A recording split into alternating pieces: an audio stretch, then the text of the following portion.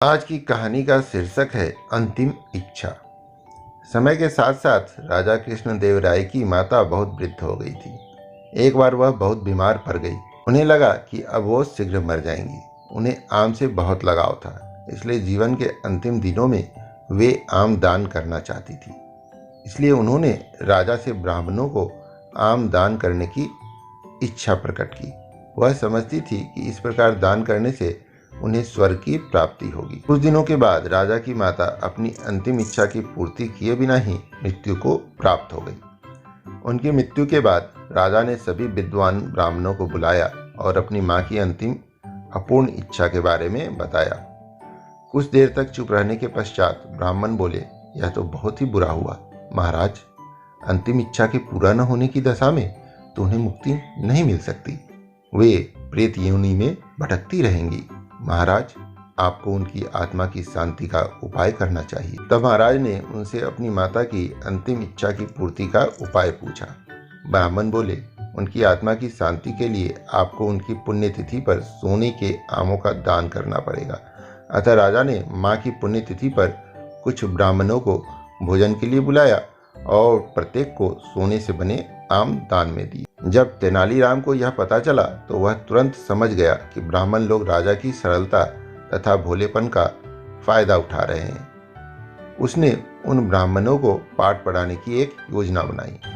अगले दिन तेनालीराम ने ब्राह्मणों को निमंत्रण पत्र भेजा। उसमें लिखा था कि तेनालीराम भी अपनी माता की पुण्यतिथि पर दान करना चाहते हैं, क्योंकि वह भी अपनी एक अधूरी इच्छा लेकर मर गई थी।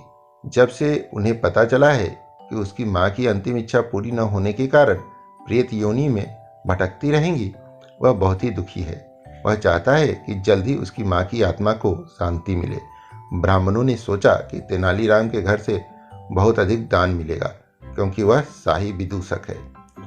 सभी ब्राह्मण निश्चित दिन तेनालीराम के घर पहुंच गए। ब्राह्मणों को स्वादिष्ट भोजन परोसा गया। भोजन करने के पश्चात सभी दान मिलने की प्रतीक्षा करने लगे। तभी उन्होंने देखा कि तेनालीराम लोहे की सलाखों को आग में गर्म कर रहा है। पूछने पर तेनालीराम बोला, मेरी माँ फोड़ों के दर्द से परेशान थी। मृत्यु के समय उन्हें बहुत तेज दर्द हो रहा था। इससे पहले कि मैं गर्म सलाखों से उनकी सिकाई करता, वह मर चुकी थी।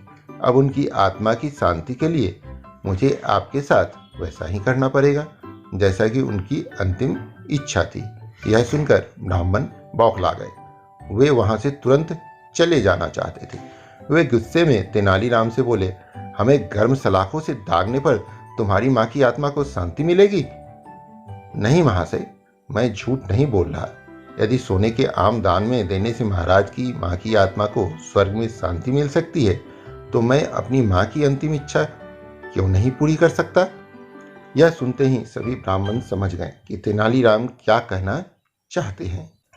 वह बोले, तेनालीराम, हमें क्षमा करो। हम वे सोने के आम तुम्हें दे देते हैं, बस तुम हमें जाने दो। तेनालीराम ने सोने के आम लेकर ब्राह्मणों को जाने दिया, परंतु एक लालची ब्राह्मण ने सारी बात राजा को जाकर बता दी। यह सुनकर राजा क्रोधित हो गए। उन्होंने तेनालीराम को बुलाया। वे बोले, तेनालीराम, यदि तुम्हें सोने के आम चाहिए थे तो तुम मुझसे मांग लेते। तुम इतने लालची कैसे हो सकते हो? तुमने ब्राह्मणों से सोने के आम कैसे ले लिए? तेनालीराम बोले, महाराज, मैं लालची नहीं हूँ, अपितु मैं तो उनकी लालच की प्रवृत्ति को रोक रहा था। यदि वे आपकी माँ की पुण्यतिथि पर सोने के आम ग्रहण कर सकते हैं, तो मेरी माँ की पुण्यतिथि पर लोहे के गर्म सलाखे क्यों नहीं झेल सकते? राजा तेनालीराम की बातों को समझ गए। उसका अर्थ समझने के बाद उन्होंने ब्राह्मणों को बुलाया और उन्हें भविष्य में लालच त्यागने को कहा। उम्मीद है दोस्तों कहानी पसंद आई होगी। कहानी पसंद आई तो इसे लाइक कीजिए, अपने दोस्तों के साथ शेयर कीजिए, साथ ही साथ आपके अपने चैनल ग्रो किड्स को सब्सक्राइब कीजिए। थैंक यू दोस्तों।